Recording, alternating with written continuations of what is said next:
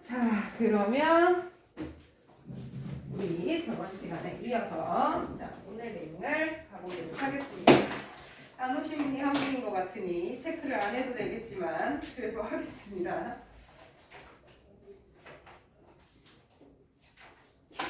자, 승현 왔고, 세영 왔고, 준호 왔고요, 서정 왔고, 이준찬 이 새끼가 안 왔고, 민기 자, 어연 왔고, 자기 이름 안 보는 사람. 그렇죠. 자, 우리 저번 시간 거, 자, 원자의 구조, 동위원소, 자, 얘기를 했었어요. 그쵸? 자, 그러면, 네. 자, 여러분들 푸신 내용에서, 자, 질문을 좀 받을 텐데요.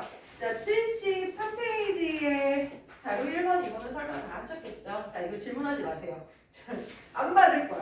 자, 그러면 74페이지에 자, 평균 원자량 부분이랑 동위원소 구성입자. 자, 여기는 질문 안 하셔도 제가 조금 하고 갈게요. 자, 자료 3번부터 한번 보겠습니다. 자, 동위원소의 존재 비율에 따른 분자의 존재 비율을 하려고 합니다. 자, 염소의 평균 원자량 구하라 라고 하는 1번은 뭐 고민할 거 없죠. 자, 하던 대로 그냥 하시면 됩니다. 상대적 질량인 35 곱하기 자, 존재 비율은 전체 비율 분의 그 물질만의 비율이니까 얘네들이 존재비가 3대 1이면 전체 경우의 수가 4야. 그 중에서 35 질량수를 가지고 건 3. 그쵸? 자, 37인 거 4분의 1. 자, 이렇게 하면 35.5요. 자, 이렇게 돼준다는 얘기입니다. 자, 그러면 35와 37의 평균 원자량은 35.5. 자, 이러시면 되는데, 자, 2번이 별표예요. 자연계에 존재하는 염소 분자에 대한 설명을 이거를 넣어봐라. 자, 이거 뭐 어떻게 하려는 거냐? 자, 35짜리와 37짜리가 자, 동액 이원자 분자를 만들 때, 자, 동액 이원자 분자란 같은 원자끼리 결합해서 모노2를 만드는 경우를 얘기합니다. 자, 그러면 CL2를 만드는 거 경우의 수를 한번 생각해 보자고요. 자, 이거 35인 질량과 35인 질량이 만나는 게 질량 70짜리를 만들 수 있죠. 그쵸? 자, 그 다음에 35와 37이 만나거나 또는 37과 35가 만나는 이 경우의 수는 질량수 72짜리가 돼줄 거예요. 그쵸? 자, 그 다음에 74짜리는요. 37 질량수인 염소와 37 질량수인 염소가 만나는 자, 이 경우의 수가 될 거란 얘기죠. 자, 그러면 얘들이 자, 존재 비율은 얼마입니까? 라고 했을 때 자, 35와 35가 만나는 확률은요. 자, 35짜리가 존재 비율이 얼마예요? 4분의 3이죠. 그죠? 2고 4분의 3짜리 둘이 만나는 확률은요. A이고 B니까 950이에요. 그러면 16분의 9가 돼줄 겁니다. 마찬가지로 얘는 어때요? 4분의 1인 거와 4분의 1인 게 만나야 되니까 16분의 1이 돼주는 거야. 자, 근데 72짜리는요. 4분의 3이고 4분의 1이거나 그죠?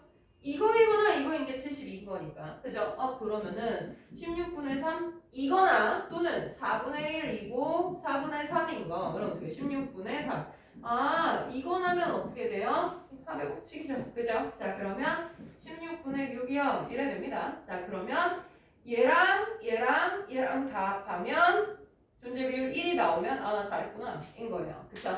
그러면은 요게 맞아. 자, 그러면은 평균 분자량은 얼마예요? 똑같겠죠. 자, 평균 분자량은 상대 질량 70짜리가 존재 비율 얼마? 16분의 9이고 그쵸? 72짜리가 16분의 6이고 자, 74짜리가 16분의 1입니다. 자, 그러면 이거 하면 얼마예요? 그러면 71이겠죠. 계산하면. 그죠? 선생님, 근데 이거 이거 동액이 원자니까 저거 평균 원자량이 35.5였잖아요. 이거 2배 하면 안 돼요? 돼요. 그렇게 하셔도 돼요. 근데 왜 이렇게 어렵게 해요? 가로 넣기 나오면 쓰려고. 자, 그래서 이거여서 16분의 9 이렇게 내주는구나. 이렇게 봐주시면 되는 겁니다. 자, 그래서 이게 평균 분자량 얘기였었고, 자, 이걸 이용하면 여러분들이 밑에 존재 비율 채우는 거 그다지 어렵지 않을 테니까, 자, 틀리신 분들은 교정하시면 돼요. 자, 그 다음에 동위원소 4를 한번 봅시다. 동위원소 4의 자료사. 자, 용기 가나에 들어있는 염소 분자에 관한 얘기인데요. 자, 가는요, 35짜리 2개 결합한 Cl2랑 37짜리 2개 결합한 Cl2가 혼합된 상태로 있나봐요. 자, 그리고 나에서는요, 35 질량수인 염소랑 37 질량수인 염소가 들러붙은. 자, 그럼 분자량, 상대 질량이 분자량이겠죠? 72짜리가 들어있나봐요. 자, 근데 각각 1몰씩 들어있대요. 그러면 자 35의 원자량은 가에서가 나에서의 2분의 3배이다. 뭐 이럴 수 있으니까 뭐 이거 어떻게 해야 되는 거야? 뭐 읽으라는 대로 읽으면 돼요. 자 이게요 CL2인데 35짜리가 2개 결합한 CL2 몇 개인지는 몰라. 그건 뭐 X개 이렇게 합시다.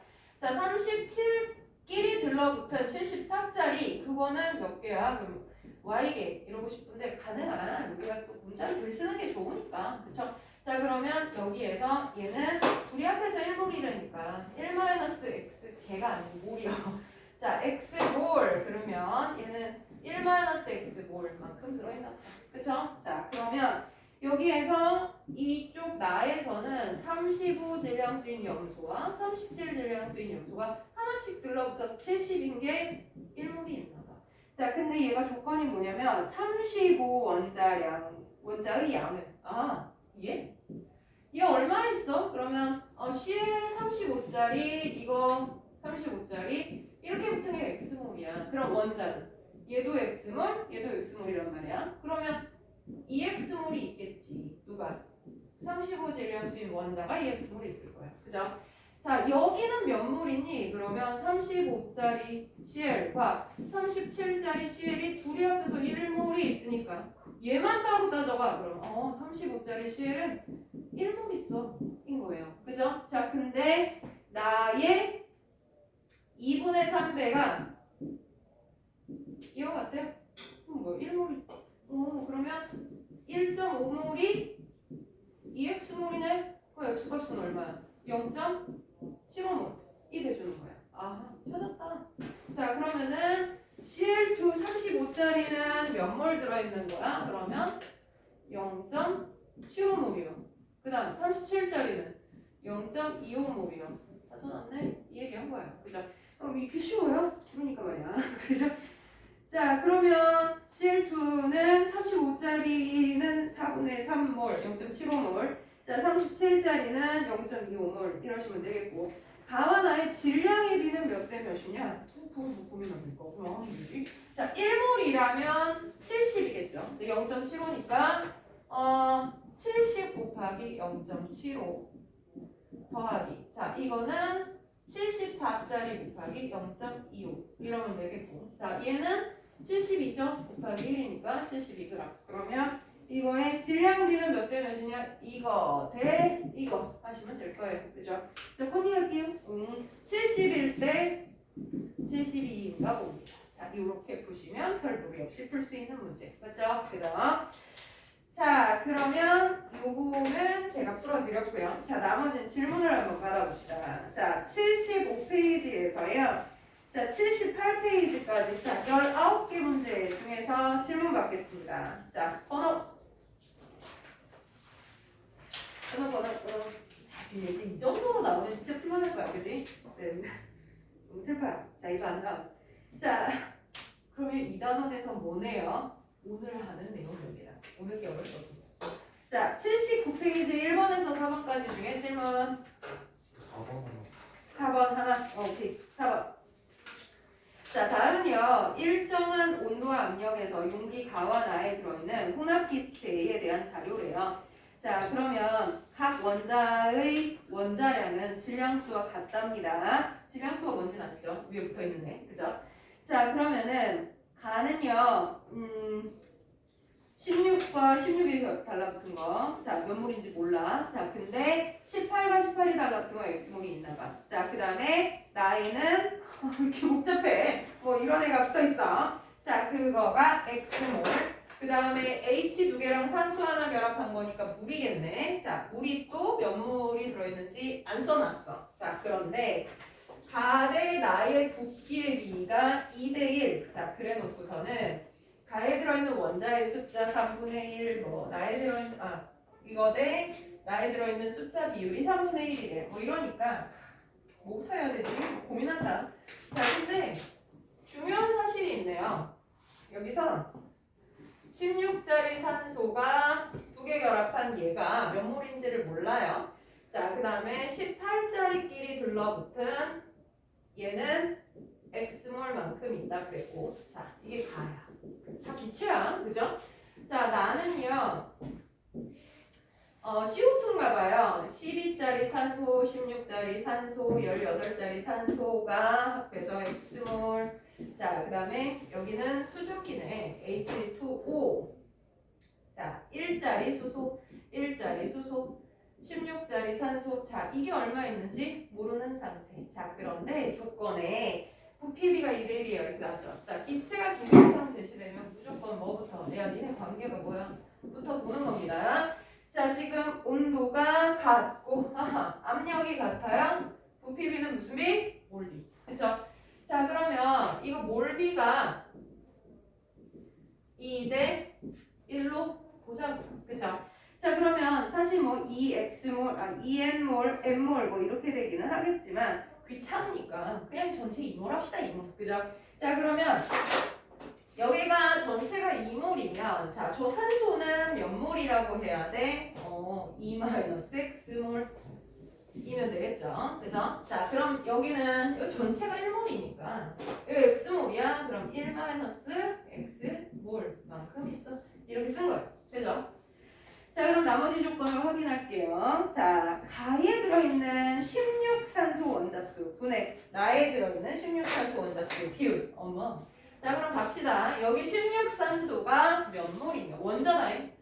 분자는 2-x만큼 있으니까. 자, 그럼 산소 16은 원자의 숫자는 몇 몰이니? 라고 하면 이거 2-x, 이거 2-x니까 어떻게 돼? 2 곱하기 2-x 몰. 왜? 이거 각각 있을 테니까. 그죠? 자, 그러면 나에서의 산소는 얼마나 되냐? 자, 여기 안에 x몰 들어있으니까 여기 하나 딱 박혀있는 얘는 산소 16짜리 x몰 1개. 그지? 민기야. 어디 아파? 괜찮아? 응. 아프면 얘기해? 응. 자, x몰. 자, 여기도 어떻게 돼요? 16짜리 산소가 이게 1-x몰 만큼 있잖아요. 그치? 자, 그러면 이거 다 더하면 어떻게 돼? 자, 그러면 이거 가에서 얘가 2-x몰 분해. 자, 이거 나에 들어있는 존재 비율은 존재 비율이야? 아니지? 원자의 숫자죠? 그죠? 자, 그러면 여기는 이거 둘 다 더하면 어떻게 돼요? 이거 x, 이게 1-x, 둘이 더하면 1이네. 그죠? 자, 이게 3분의 1이 되는 거야. 그죠? 그러면, 요거 이대로 크로스. 자, 이 4-2x 이퀄 3이네. 자, 그러면 2x는 1이고요. x가 얼마? 2분의 1몰이구나. 자, 그러면 여기는 2분의 1이니까, 너 1.5몰, 여기는 0.5몰. 자, 여기는 0.5몰, 여기도 0.5몰. 자, 이렇게 된다는 얘기가 된다. 그러면 기억해. 자, 가에 들어있는 O2의 분자수. 자, 가에 들어있는 O2 얼마예요? 1.5몰이네요. 분해. 자, 나에 들어있는 H2O의 몰수. 이거 0.5몰이에요. 그러면 3분의 1이 돼주겠네. 맞아.가 되겠고요. 자, 그 다음 니은의 전체 중성자의 숫자비는 이거 대 이거다. 잤네. 자, 이거 중성자가 몇 몰 있어요? 여기 8번 원소잖아요. 그치? 자, 그러면 여기는 양성자 얼마짜리예요? 여기도 8, 여기도 8이에요. 그쵸? 8짜리 곱하기 1.5몰. 그치? 근데 8이니까 두 개 다 합하면 16이죠. 지금 큰일 날 뻔했다. 여기 8, 여기 8. 16 곱하기 1.5 몰 더하기 여기는요. 8번이니까 이거 열 20개네. 그죠? 20개의 중성자 곱하기 0.5. 이게 가의 총 중성자의 숫자. 그쵸? 자, 그 다음에 나의 중성자의 숫자는요. 자, 나도 간다. 자, 나는 살짝 지울게요. 자, 나는 6번, 8번, 8번. 그쵸? 자, 그러면 여기 양성자 6, 여기 양성자 8, 여기 양성자 10개. 다 합하면 얼마야? 14, 24네. 24개의 중성자 곱하기 0.5몰 더하기. 자, 여기는 1번이라서 중성자 없어. 그럼 여기 8개짜리가 0.5몰. 그죠? 자, 그러면 8개 곱하기 0.5 이러시면 되겠다. 자, 그러면 갑니다. 32에다가 8 더하면 얼마냐? 40 더하기 10 50이네. 자, 여기는 0.5니까 12 플러스 자, 그럼 얼마야? 16이야? 그죠? 자, 그러면 17대 8이니? 라고 했어요. 자, 나 계산 어디서 잘못했나? 잠깐만요. 8 32 40 자, 얘는 20 곱하기 0.50 는 중성자 수입이 잠깐만요. 다시 이런 거 같죠? 가게다 16 곱하기 1점. 어디야? 가에서. 가 16 곱하기 1점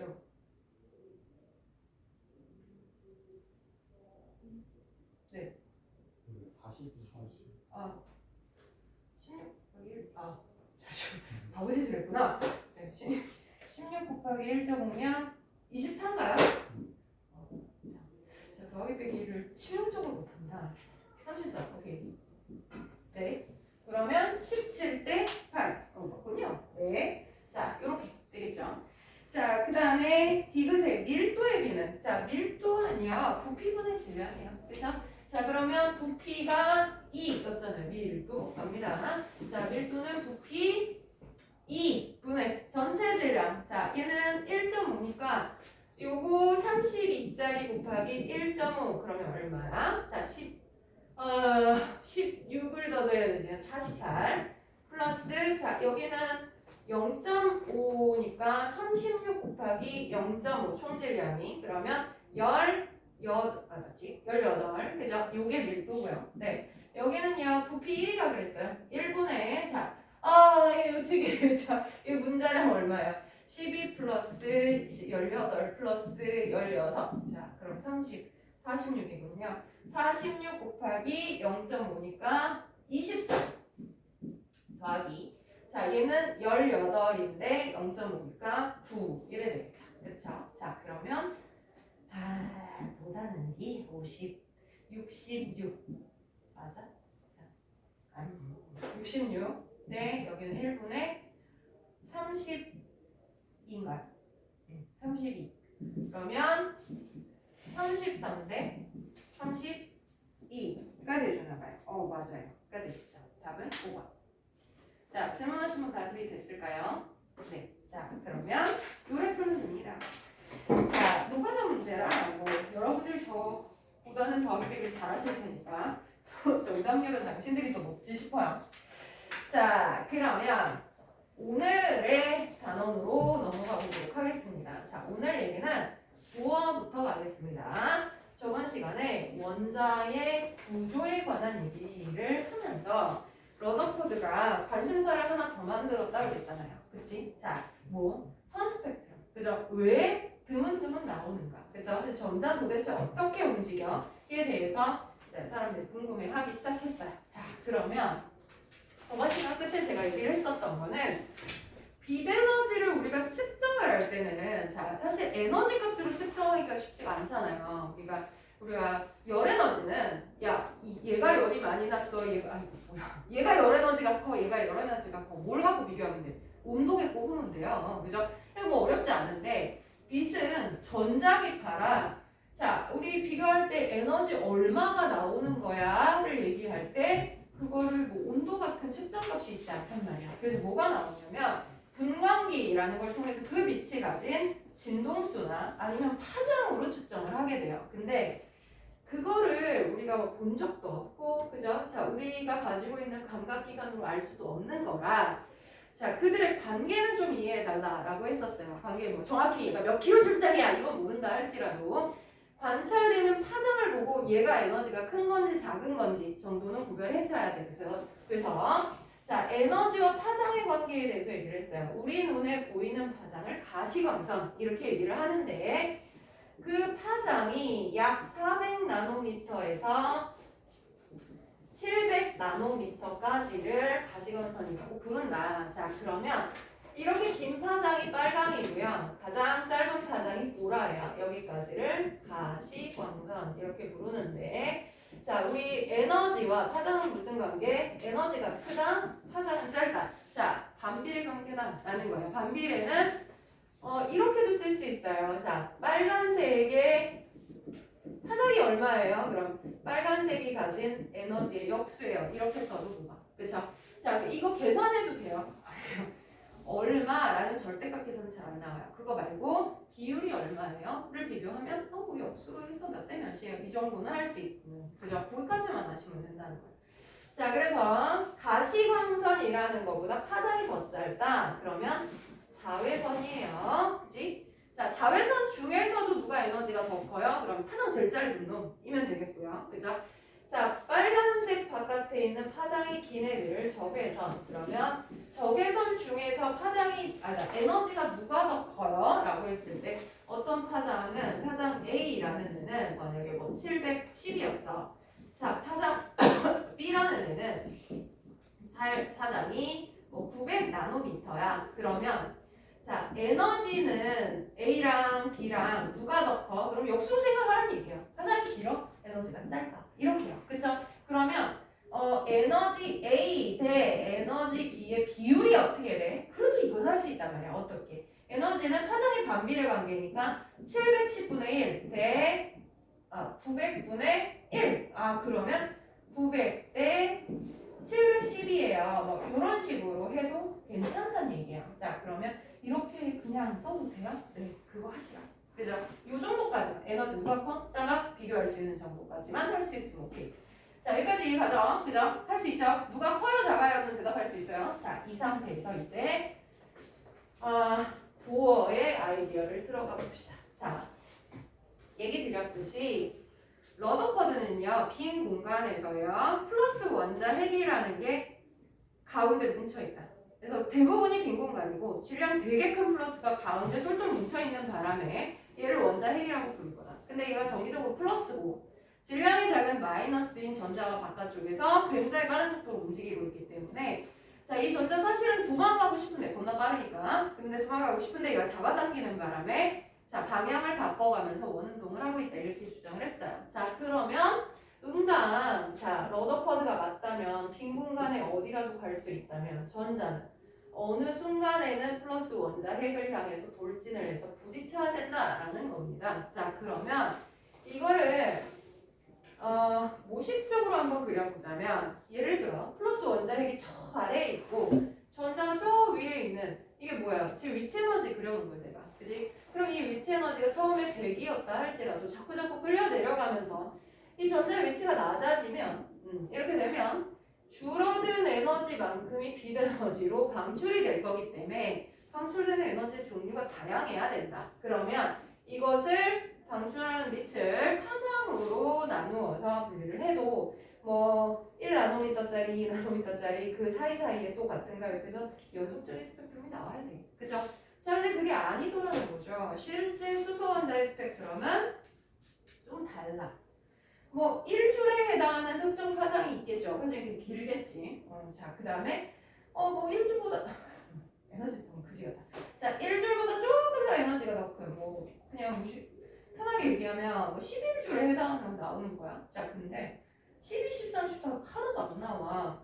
그 다음에 뭐 20도 없어. 10도 없어. 근데 갑자기 저기에 10줄은 나와.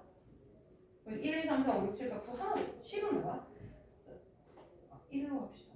1줄은 나와. 10도 나왔어. 11줄도 나와. 11줄에 해당하는 것도 나와. 10이 없어. 20 있어? 아니. 저 뒤에 뜬금없이 또 30줄은 나와. 중간값 왜 안 나와? 그럼 이상한 거죠. 그죠? 자, 그래서 사람들이 오만 이제 실험을 해보는 거예요. 자, 이럴 때 부어라는 사람이 제가 얘기했잖아요. 너무 두 가지라고. 자, 우리 평범한 우리의 그죠? 자존감을 무너뜨리는 천재가 하나 또 나옵니다. 자, 얘는요. 뭐라고 써있냐면 부어는 직관력을 이용하여 직관력 뭐게? 찍기. 찍기를 이용해서 자, 전자가 이렇다고 가정하면 되지 않겠냐라는 가설을 만들어요. 이게 뭐냐면은 이렇게 나오니까 야 그러면 왜 그런지 나는 모르겠는데 플러스 원자핵이 저 안에 중심에 있다고 할 때 전자가 저렇게 미끄럼틀처럼 굴러떨어져서 어디에도 있을 수 있다고 생각하는 게 아니라 전자가 특별한 위치에만 존재할 수 있다고 치자. 마치 계단처럼. 그러면 이 계단과 계단 사이는 에너지로 되어 있고 높은 에너지에서 낮은 에너지로 내려갈 때는 에너지를 방출하는 거고 거꾸로 밑에서 위로 올라갈 때는 에너지를 흡수하는 거다. 근데 그게 얼마의 에너지를 흡수하냐 방출하냐는 이 계단의 크기와 같다라고 가정을 해보자는 거예요. 예를 들어 그러면 제일 윗 계단이 1줄짜리 계단이고 두 번째 계단은 10줄짜리 계단이고 자, 세 번째 계단은 30줄짜리라고 쳐보자. 그러면 얘의 정체는 뭐냐? 여기 톡 떨어진 거야. 그래서 1줄 내뱉었어. 2줄은 왜 안 나왔냐? 2줄짜리 계단이 없는 거야. 그러면 10줄짜리 내려가다가 이쯤에서 멈추면 2줄이 방출이 되는데 내가 얘기 들었잖아요. 계단 위에만 있을 수 있다는 거야. 공중부양은 못한다는 거지. 그러면 한 방에 10줄은 떨어질 수 있지만 그 중간에 멈추는 걸 못한다. 그러니까 2줄, 3줄 이런 건 없고 10줄은 나왔구나. 그럼 11의 정체는 뭐냐? 두 칸을 한 번에 떨어졌다는 얘기가 되는 거죠. 그러면 11을 방출할 거다. 그럼 30은? 이거 됐네. 자, 그러면 그 다음에 방출되는 파장도 예측할 수 있어요. 자, 30 다음에 누가 나오겠냐? 이거 두 칸 떨어지는 40이 나오겠지. 가 되는 거고 그 다음 3칸 떨어지면 41짜리도 나올걸? 이 되는 거죠. 그러면 왜 드문드문 나오는지를 명확하게 설명할 수 있어요. 뭐 때문에? 아니 위치가 드문드문 있다는 거예요. 이걸 뭐라고 부르냐면 불연속적인 에너지 준위가 있다라고 얘기를 하는 거예요.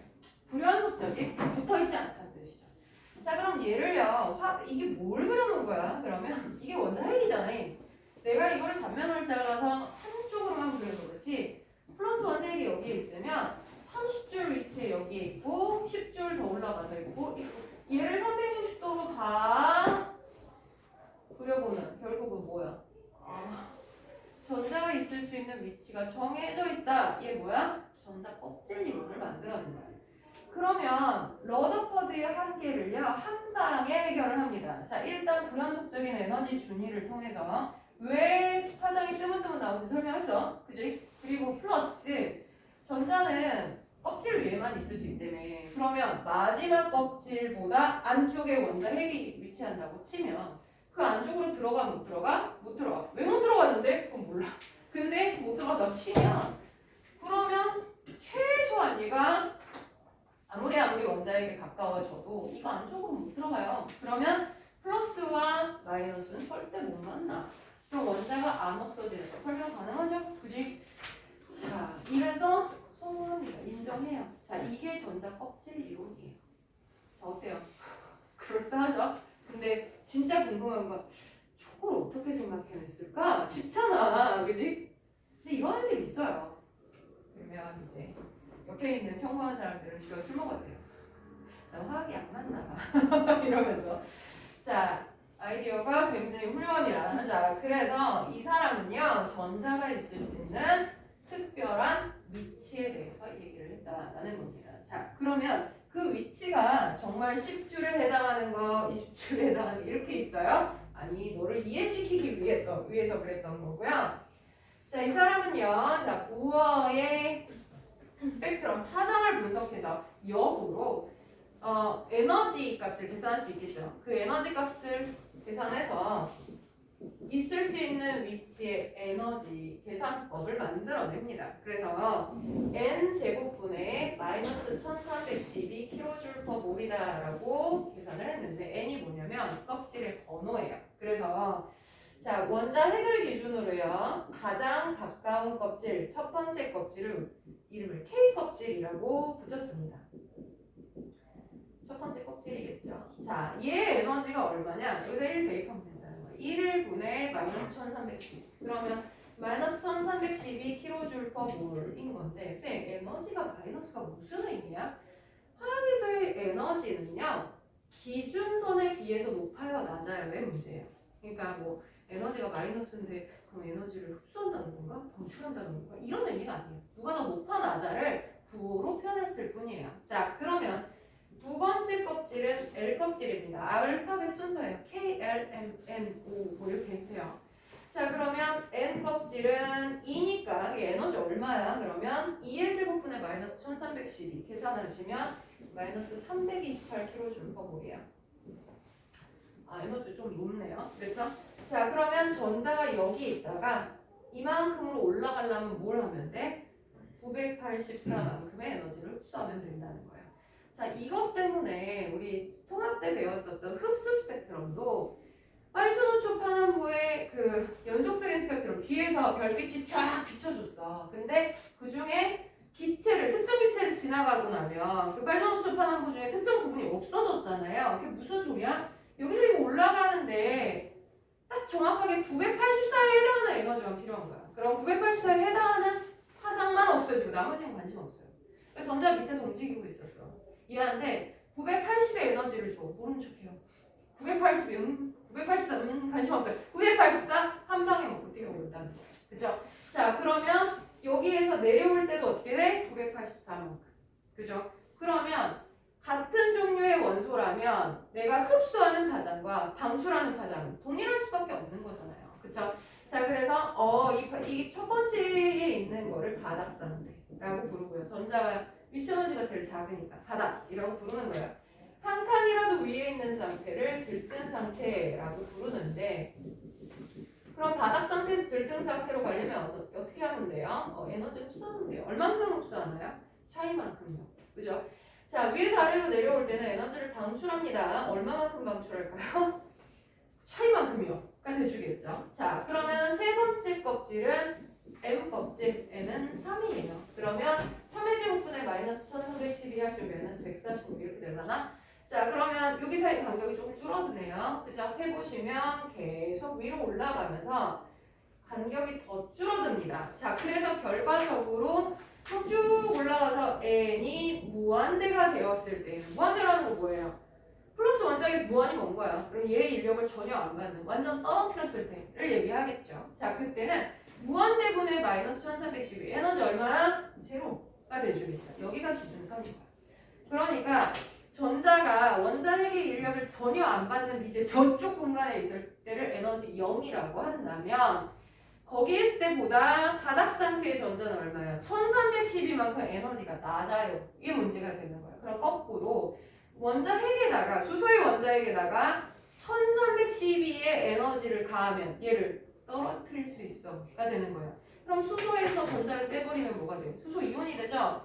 그럼 수소를 이온 상태로 만들려면 난 에너지가 얼마 필요해? 1312kJ/몰다. 이면 되는 거예요. 그렇죠? 자, 이것이 이 사람의 이론이었고, 자, 그래서 에너지가 흡수되거나 방출될 때 그 에너지와 파장은 무슨 관계다? 반비례 관계이다. 그죠? 이거 몰라도 돼. 이게 뭔지 몰라도 돼. 파장과 에너지는 반비례 관계예요. 설명해 준 겁니다. 그죠? 그래서 우리는 외워야겠다. 전부 나 공식 뭐 외워야 돼? 그럼 사실 요 공식만 알죠. 요 공식하고 그 다음에 에너지와 파장이 반비례예요 라는 것까지만 알면 보호에서는 더 이상은 문제가 없어요. 자, 그런데 이렇게 이 사람 발표하니까 자, 있잖아. 근거가 미약했잖아. 왜 그런 건데 몰라. 그러면 사람들 발표했을 때 얘를 검증을 하고 싶었겠죠. 자, 이거 해본 거야. 자, 이게 만약에 네가 맞다면 이 계산법으로 에너지 위치 계산했어. K 껍질, L 껍질, M 껍질 이렇게 계산을 하고 자 그러면 나올 수 있는 경우의 수가 에너지가 방출되는 경우의 수가 몇 개 안 돼. 이런 경우는. 그치? 자 몇 개 나와? n이 1일 때, 2일 때, 3일 때, 4일 때, 자 5일 때까지만 쓸게 더 많지만 자 그러면 껍질 5 이하에서 방출되는 에너지의 종류를 다 얘기해봐. 그러면 첫 번째 껍질로 떨어지는 애가 2에서 1로 가는 애 A 하나가 있겠고 그쵸? 자 여기서 1로 떨어지는 3에서 1로 가는 애 B라고 합시다. 자 4에서 1로 가는 애 C 자 5에서 1로 가는 애 D A, B, C, D 이렇게 되는 거야. 그죠? 자 그러면 요거 네 가지 경우가 나올 거고 자 두 번째 껍질로 떨어지는 건 세 번째에서 두 번째 네 번째에서 두 번째 그 다음에 다섯 번째에서 두 번째 X, Y, Z 이렇게 방출된다 치고 자 그러면 세 번째로 떨어지는 거 small a, small b라고 하고요 5에서 4로 떨어지는 거 뭘로 할까? 델타? 델타 이러면 5 이하에 방출될 수 있는 에너지 종류가 몇 종류야? 이게 다야 4개, 3개, 2개, 1개 그러면 6개, 10개네 그쵸? 이렇게 셀 수 있다는 거야 이거를 우리가 에너지가 양자화되어 있다라고 얘기해요 카운팅 가능하다 그쵸? 자 그러면 이거를 이제 실제 해봤겠죠. 정확히 그것만 나오는지. 자, 그래서 실험자의 이름을 따서 계열을 인정합니다. 라이먼 계열이라고 불리는 첫 번째 껍질로의 전이를 얘기합니다. 자, 이때는 에너지 방출량이 가장 커요. 이들 중에. 왜냐하면 1과 2 사이의 에너지가 차이가 제일 크니까. 그럼 파장은 짧을 거야. 어떤 영역의 빛이 방출이 되냐면 자외선 영역의 빛이 방출이 될 겁니다. 자, 그러면 우리는 계산을 하지 않지만 이 계산식에다가 자 방출하는 에너지량 넣고요. 이거는 플랑크 상수값이에요. 그리고 빛의 속도 3.0 곱하기 10의 8승/m/s 집어넣으면 얼마 파장, 나노미터인지 계산이 가능할 거 아니야. 그 계산과 실제 관측을 비교를 해보는 거죠. 자 일단 라이먼 계열은요. 400에서 700 나노미터 기준으로 자외선이니까 이거보다 짧아요. 맞죠? 자, 근데 그 중에서 A, B, C, D 중에서 누가 파장이 더 짧아? 그러면 항상 우리는 에너지와 파장은 반비례 관계야. 그지? 그럼 이 중에서 에너지가 제일 큰 얘가 파장이 제일 짧은 애야. 그지? 그럼 파장이 이쪽이 짧은 쪽이잖아. 제일 왼쪽에 D에 해당하는 파장이 딱 찍힐 거야. 뭐 얼마인지 모르겠어. 계산하는 거. 100쯤 된다 치자. 그러면 100 나노미터야. 오케이. 자, 그 다음에 C는 그거보다 에너지가 조금 작아. 그럼 어떻게? 파장은 조금 더 길어요. 그지? 저 얘보다 파장 조금 더 긴 쪽에 C가 찍힐 거야. 맞지? 자, B는요. 그거보다 파장이 조금 더 길어요. 그죠? 그럼 여기보다 조금 더 멀리에 B라는 애가 찍힐 거고. 그죠? A는요. 얘보다 에너지 훨씬 작아져. 그럼 파장은 훨씬 길어져가 되겠죠? 여기 A에 해당하는. 그러면 계산한 값이랑 실제 관측된 값이 같더라는 거죠. 오 맞네. 인정해줬어요. 라이먼 계열. 얘네가 라이먼이죠. 자, 두 번째 껍질로의 전이는요. 발머 계열이라고 불립니다. 사람 이름입니다. n=2로의 전이를 얘기하는 거고 세 번째 껍질 이상에서 두 번째로 떨어질 때 자, 그래서 에너지 방출량은 중간 정도 되는 거고요. 가시광선 영역의 빛이 방출이 된다. 그러면 자, 얘도 해보는 거죠. 가시광선. 자, X, Y, Z 중에서는 Z가 가장 파장이 짧을 거예요. 에너지 크니까. 그 다음에 Y는 조금 더 길어. 자, X는 더 길어. 자, 여기까지가 발머 계열이고, 발머 계열도 정확히 맞더라. 인정. 자, 그러면 여기에 세 번째 껍질로 이어져있는 파쉔 계열이라고 불립니다. 이름 거지 같지만 사람 이름이에요. n=3으로의 전이고요. 에너지 방출량 제일 작고 파장은 가장 길어요. 그래서 얘는 적외선 영역에 빛이 방출이 된다. 당연히 우리 눈으로는 구분이 안 됩니다. 자, 기계로 해봤더니 자 여기 B가 좀 더 파장이 짧고요. 이쪽에 A가 존재하고 그러면 파센 계열도 인정. 해봤더니요. 어쨌거나 보호가 얘기하면 딱 들어맞았어요. 그러면 인정하는 수밖에 또 맞다 해야죠. 그죠? 자, 그래서 결국은 보호 모형을 인정합니다. 자, 그럼 81페이지에 보시면 전자전이 자 에너지 낮은 곳에서 높은 곳으로 올라가 에너지 흡수 위에서 아래로 내려와 방출 얼마나 흡수하거나 방출해 밑에 계산법 나오죠. 그죠? 그죠? 2에서 1로 전이 될 때 그러면 에너지 2값 이거 묻죠? 빼기 에너지 1 값이 2의 제곱분의 마이너스 k 빼기 1의 제곱분의 마이너스 k 하시면 이거 4분의 3 곱하기 k만큼의 에너지를 방출하는 거야. 뭐 이렇게 계산할 수 있겠죠. 자, 그래서 이거를 실제 검증해 본 결과 라이먼 계열, 발머 계열, 파센 계열 다 예측한 대로 나오더라. 너무 훌륭하네 인 거죠. 자, 그러면 이제 마지막 단계가 남았죠. 그러면은 좋아. 이걸 다 취합해서 그래서 내가 생각하는 원자는 어떤 애야? 이거지. 전자는 특정한 궤도를 돌고 있어. 그죠? 또는 이 그림을 이렇게 표현하기도 합니다. 이거 많이 보셨어요, 표현. 우리가 또 과학 얘기하면 이런 거 하나씩은 붙여주잖아요. 그죠? 자, 궤도 모양입니다.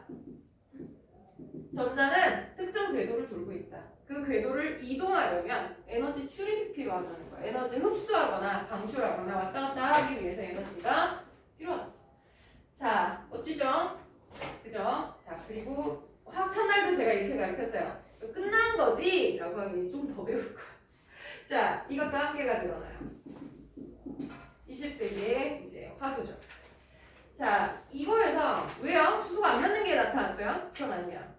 자, 이때는 오류 없이 딱 맞았어요. 자, 근데 문제는 관측 기구가 너무 발전해 버린 거야. 이 미쳐요. 이때 왜냐? 보호가 나와 있는 데이터 가지고 만들었으니까 그때 기계 가지고 잘 맞았는데, 자, 이 사람이요. 이 수소 원자의 스펙트럼을 가지고 이렇게 이론을 만들어 놓고 그러면 전자가 하나만 있는 거 아니잖아. 그래서 헬륨도 있고 리튬도 있고 전자 여러 개인 애들은 어떻게 됩니까? 그랬더니 그거는 이제 있을 수 있는 에너지 계단은 똑같고 다만 전자가 여러 개일 때는 그 위치에 있을 수 있는 전자의 총 숫자가 달라진다. 첫 번째 껍질에는 최대 2개의 전자가 공존할 수 있고 두 번째 껍질은 8개. 우리 들었던 얘기다. 그지? 뭐 이코노미 클래스 뭐 이거 하면서 얘기했잖아. 자, 세 번째 껍질 이렇게 전자의 개수만 달라. 그러면 이게 무슨 소리냐면 에너지 위치 때문에 방출하는 에너지가 결정되는 거기 때문에 수소든 전자 여러 개든 간에 방출되는 에너지는 동일한 거예요. 다만 전자 8개가 있으니까 8번 방출하겠지가 되는 거예요. 그럼 수소 원자에 이걸 갖다 놓고 헬륨을 찍어도 똑같이 나와야 돼. 다만 똑같은 파장이 여러 번 나오는 거지. 이렇게. 맞죠? 근데 그때 당시 관측 기기로는요. 다전자 원자의 스펙트럼도 수소랑 동일한 것처럼 나왔어요. 근데 관측 기기가 발전하고 나니까 관측 기기가 후졌을 때는 이게 하나인 줄 알았는데 미세하게 파장이 다른 2개가 생기더라는 겁니다. 파장이 다르다? 무슨 뜻이야? 방출하는 에너지가 다르다는 뜻이에요. 그럼 뭐 좀 다르다 그러면 안 돼? 문제가 있죠? 이게 뭐라고요? 전자가 특정한 위치에만 있을 수 있다고 얘기했어요. 이게 기본이야. 자, 근데 다르다는 거 한 놈은 계단 위에 있고 한 놈은 계단에서 살짝 떠올라서 공중부양했다는 얘긴데 그러면 야 이게 99랑 101은 되는데 120은 왜 안 돼? 이게 설명이 안 되는 거예요. 그러니까 뭔가 문제가 생긴 거죠. 그래서 자, 한계는 다전자 원자의 스펙트럼을 설명하기가 어려웠다가 되는 거야. 다전자는 조금 어긋나더라 라는 겁니다. 자, 그러면 여기까지를 메모를 해놓으시고 82페이지의 문제를 싹 풀어주세요. 승현 어제 밤샜어요? 웬일로 오늘 컨디션이 별로네요. 자, 끊어갑시다. 메모하시고 문제 푸시고 잠깐 쉬었다가 저하고 풀이할게요.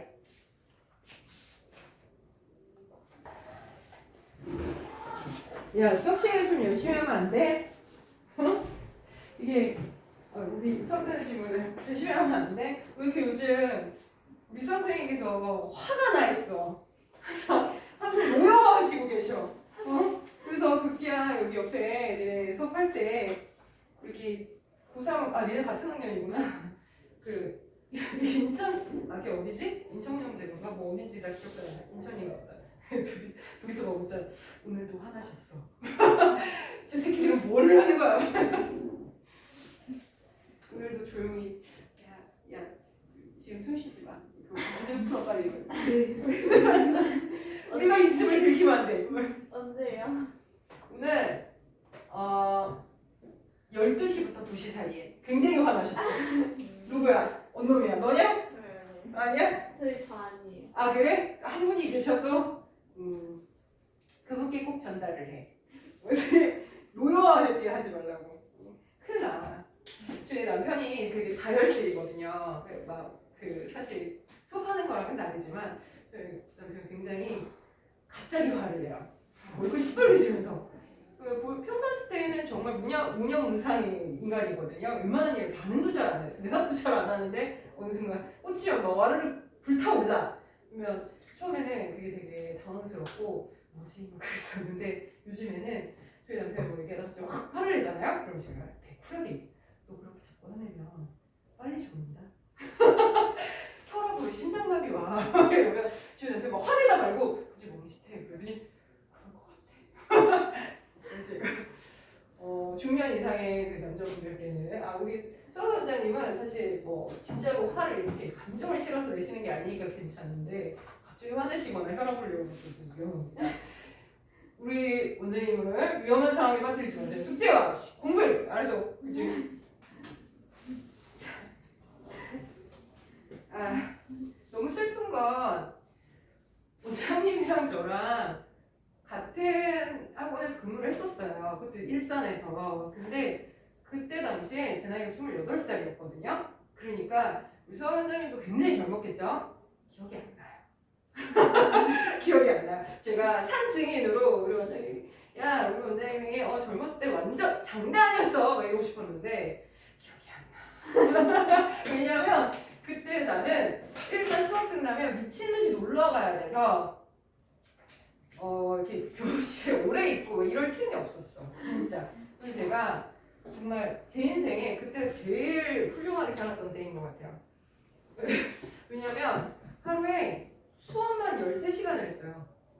근데 그 수업이 13시간 수업이 일산과 강남과 강북에 흩어져 있었어.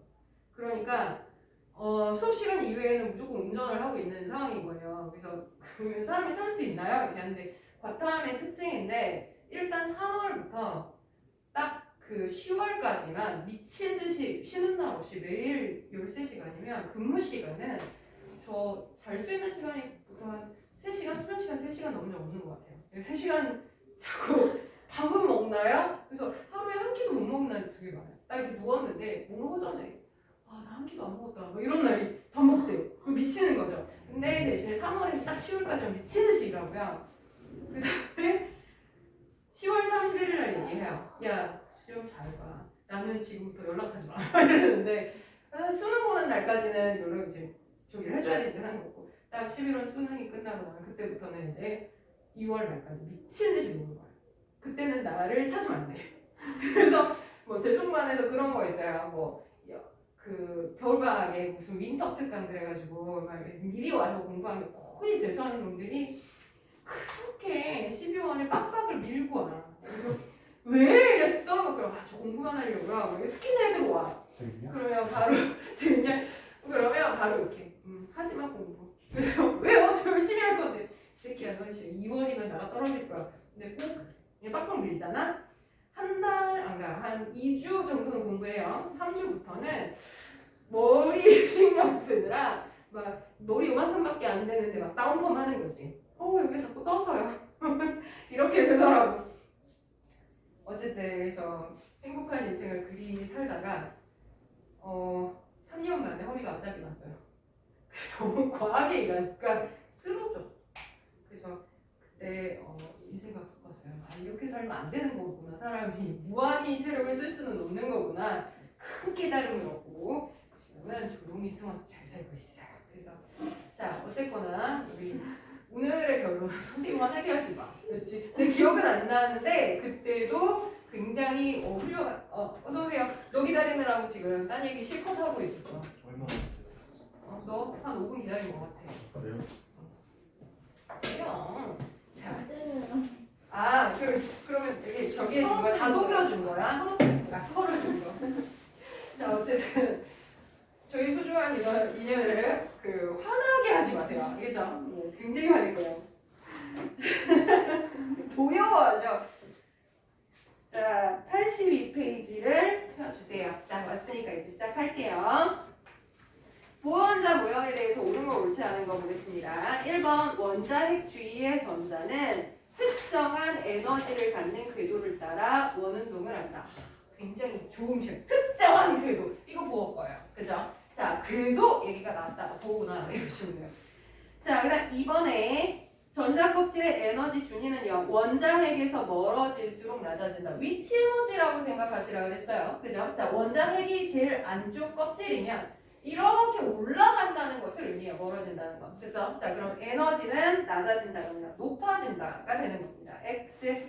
자, 전자가 다른 전자 껍질로 전이할 때 두 전자 껍질의 에너지 차이만큼 에너지를 흡수하거나 방출한다. 맞죠? 그죠? 이게 보어 이론의 주요한 내용입니다. 자, OX 옵니다. 자, 그 다음 2번이요. 수소 원자의 에너지 준위와 전자 전이 A, B, C, D, E에 대한 설명이다. 자, 에너지를 흡수하는 경우는 얘들아 화살표의 방향 얘기하는 거잖아. 그치? 밑에서 위로 올라갈 때는 에너지 흡수인 거고요. 위에서 아래로 내려올 때는 방출이에요. 그러면 자, 여기 에너지 무한대에서 떨어지는 A는 당연히 방출입니다. 자, 3에서 2로 떨어지는 B도 방출이겠죠. 자, C는 2에서 1이야. 방출. 자, 그 다음에 D는 1에서 어디까지 간 거야? 무한대까지 화살표 위로 올라가요. 흡수가 되는 거고. 자, 2는요. 무한대에서 2로 떨어져요. 얘도 방출. 자, 그럼 흡수하는 거 한 가지다. 자, 기호로 쓰자면 D네요. 그쵸? 나 마음이 삐뚤지. 이거 왜 안 되지? 죽어도 안 돼. 자, 그래도 마음의 눈으로 보면 평행으로 보일 거예요. 자, 그러면 이번에 방출되는 에너지의 B는 C 대 E가 이거 뭐 어떻게 해요? 이거예요. 에너지 C는 얼만큼 방출하는 거야? 그러면 에너지 E랑 에너지 1의 차이인 거잖아. 그러면 계산법 2의 제곱분의 마이너스 K 빼기 1의 제곱분의 마이너스 K야. 맞지? 마이너스 꼭 해야 돼. 그죠? 마이너스니까 1분의 K 빼기 4분의 K. 그럼 얼마야? 4분의 3 K 값만큼 방출하는 거고. 자, 2는 얼마일까? 2는요. 무한대에서 두 번째로 떨어지는 거니까 무한대 에너지 빼기 두 번째 에너지 하면 돼요. 자, 그러면 무한대분의 마이너스 K 빼기 2의 제곱분의 마이너스 K. 그러면 4분의 1 K 빼기 무한대분의 K는 제로야. 그럼 4분의 1 K이면 되겠다. 그쵸? 그럼 에너지가 3대 1이니 가 돼주겠죠. 그쵸? 자, 3번에 수소원자가 전자 껍질이 무한대일 수가 있어요. 무한대라는 게 뭐라 그랬어요? 완전히 멀어지는 거. 그러니까 껍질을 벗어나. 이게 원자가 아니고 이온이 된 거죠, 결국. 자, 그 다음에 가장 짧은 파장에 빛이 방출되는 경우. 파장 얘기가 나오면요. 에너지로 번역해서 읽으세요. 파장이 짧은, 그럼 뭐야? 에너지가 큰 게 눈이 이렇게 물어보는 거예요. 그죠? 파장이 짧을수록 에너지 큰 거잖아. 그지? 그러면 파장이 가장 짧은 게 방출되는 이면 에너지가 제일 큰 거는 이렇게 물어보는 거예요. 방출되는 것 중에 에너지 제일 큰 게 누구야 지금? A가 되는 거잖아요. 그러니까 X 하시면 되겠죠. 자, 그 다음에 3번 네가 써. 자, 이거는 그냥 외우는 거예요. 자, 계열의 이름 가는 라이먼 계열. 그쵸? 방출되는 영역은 자외선 영역. B는 발머 계열, 가시광선 영역. C, 파센 계열, 적외선 영역. 이러겠죠. 그쵸? 자, 그럼 4번에 자, 수소원자의 선스펙트럼의 일부를 나타낸 것이다. 자, 이런 거 나올 때 문제를 잘 읽으셔야 돼요. 자, 문제에서 보통 얘는 지금 컬러 프린트라 색깔이 나왔잖아요. 색깔이 구별이 된다. 그러면 발머 계열이구나. 이렇게 되는 거예요. 그지? 자, 근데 우리 시험지는 보통 다 흑백으로 나오니까 거기서 뭐라고 그래? 가시광선 영역의 빛이다. 내지는 발머 계열의 빛이다. 이런 식으로 제안을 줍니다. 그러면 색깔이 보이는 순간 내지는 가시광선 영역이다 하는 순간 두 번째 껍질로의 전이구나 이렇게 생각하는 거야. 자, 그러면 그들이 어디에서 방출되는 빛인지를 어떻게 찾냐? 자, 일단 A라는 애가 410 나노미터이고 B라는 애가 656 나노미터야. 자, 그리고 뭐 434, 그다음에 486 뭐 이렇게 있나봐. 자, 그러면 1번에 자, N이 뭐야? 껍질 번호. 자, 세 번째 껍질 이상에서 두 번째 껍질로 전이 될 때 방출하는 빛이다. 어떻게 알았어? 그럼 두 가지. 색깔이 보이잖아. 하는 부분이랑. 이거 왜 그랬을 거야? 400에서 600, 700 사이다. 가시광선이네. 인 거야. 아, 그럼 두 번째 껍질로 전이 된 거야? 이 되는 거죠. 그쵸? 자, 그러면 에너지는 B가 A보다 크냐? 자, 지금 뭘로 줬어요? 파장으로 줬어요. 그러면 A하고 B하고 누가 에너지가 더 커? 반비례 관계. 그죠? 에너지가 짧아? 파장이 짧아? 에너지가 커요. 가 되는 거예요. 그러면 A가 더 큽니다. 그러면 X가 되겠죠. 자, 그 다음에 A와 B는 가시광선이다. 그죠? 그지? 자, 그러면 B의 정체. 자, B는 몇 번째 껍질에서 두 번째 껍질로 전이된 거게요? 이렇게 물을 수도 있어요. 자, 그럼 얘는 어떻게? 가시광선 영역 중에서요. 파장이 제일 길어요. 그럼 에너지가 가장 작다는 거죠. 그지? 그럼 1, 2, 3, 4, 5 뭐 이렇게 있을 때 두 번째 껍질로 떨어지는 건 3에서 2, 4에서 2, 5에서 2, 뭐 기타 등등 해도 에너지 제일 작은 건 누구야? 3에서 2구나. 그럼 얘는 3에서요 2로 전이 되는 빛이에요 라는 걸 결론 내릴 수 있다는 거예요. 가능하죠? 그죠? 자, 이거가 보어 이론인데요.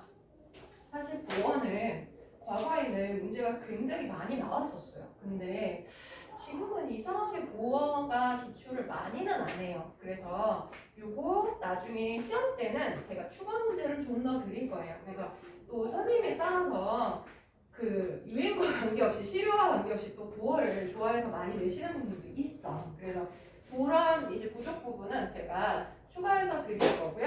일단은 뒤에도 보시면 크게 문제는 많지가 않아서 희한하네 이런 생각을 하실 수 있어서 미리 말씀을 드립니다. 자, 그러면 이제 83페이지 현대적 원자 모형에 넘어가 봅시다. 자, 보어에서 모든 논란이 끝난 줄 알았는데 너무 슬픈 일이 일어났어요. 자, 다전자 원자는 보어의 위대한 이론이 안 맞더라는 거죠. 그죠?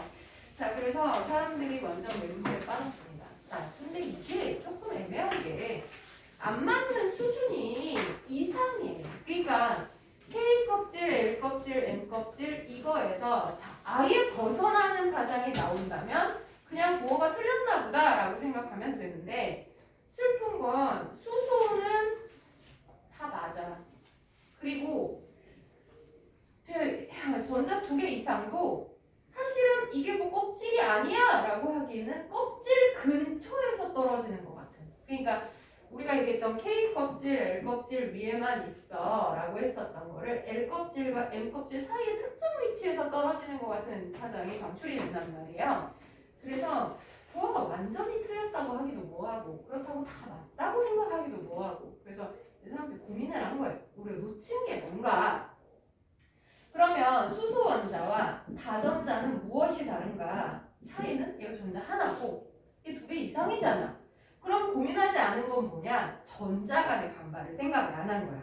그러니까 수소의 전자가 여기에 있니 여기에 있니 하는 것은 핵과 전자 사이의 인력을 고려하면 되는 거예요. 그러니까 만약에 전자가 에너지가 낮아. 그러면 핵이 잡아당기면 쭉 따라오겠지. 힘이 없으니까. 그 바닥에 있을 거야. 근데 얘한테 에너지를 가했어. 그럼 분자운동이 활발해지잖아요. 그러면 얘가 끌어당기는 힘을 이길 만큼 굉장히 커진단 말이야. 얘의 활동이. 그러면 좀 더 높은 곳에서 얘가 활동을 할 수 있어. 이거였었는데 전자가 여러 개일 때는 전자 2개가 이 한 공간에 유지될 수 있고 얘는 전자 8개가.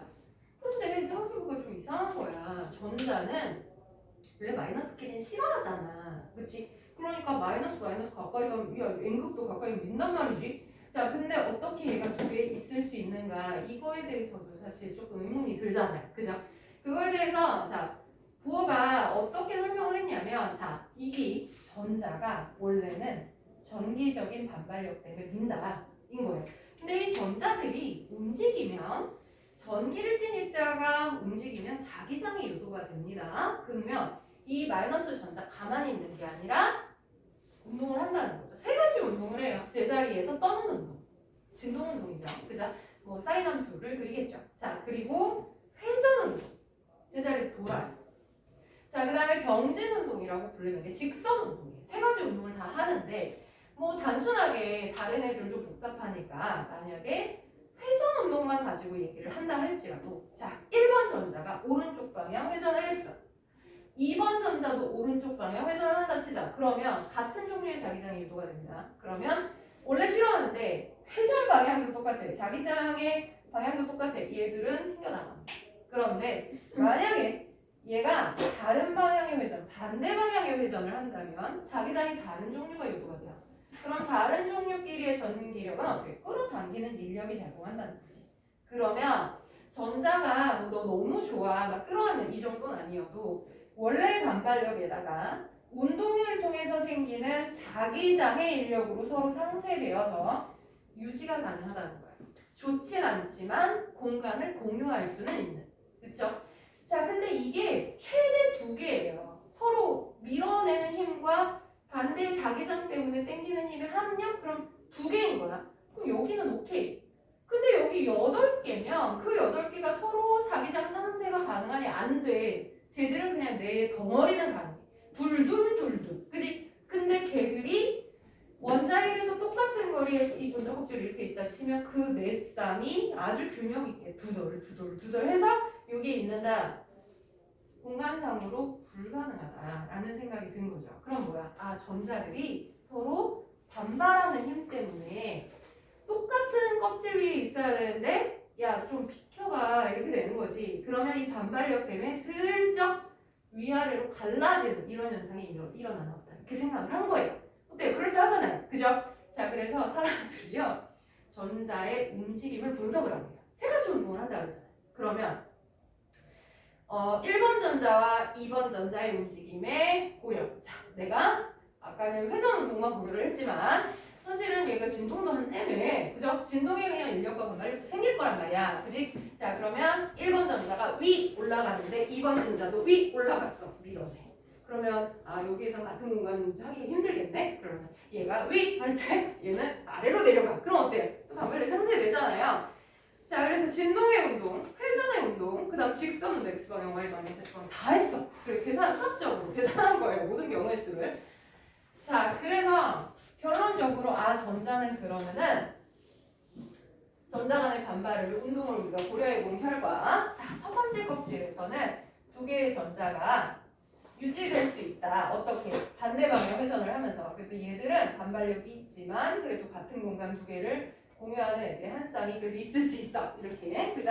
자, 그런데 두 번째 껍질에서는 전자의 숫자가 많아서 그들끼리 반발이 생기는 바람에 자, 첫 번째 우리가 보호가 얘기했던 껍질 위에 있을 수 있는 건 최대 2개인 거고. 그쵸? 나머지 세 놈은 에너지가 조금 이렇게 갈라진다는 거야. 그래서 좀 더 멀어져. 그래야 반발력을 버틸 수 있어서 자, 세 놈이 두 놈, 세 덩어리죠. 두 놈 이렇게 세 덩어리로 나눠져.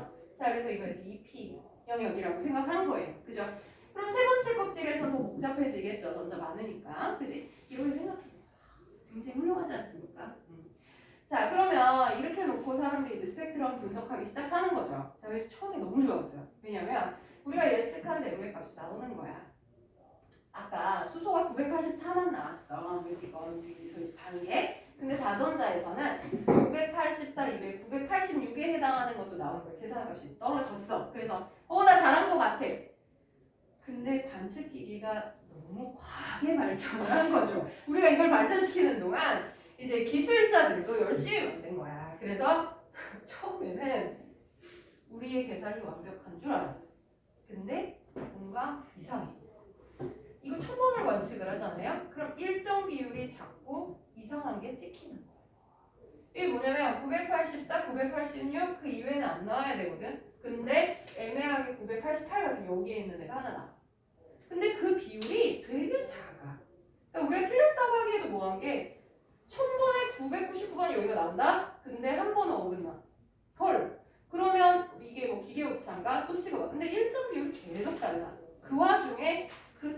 빠지는 그 이렇게 오차 비율도 공통성이 없는 거예요.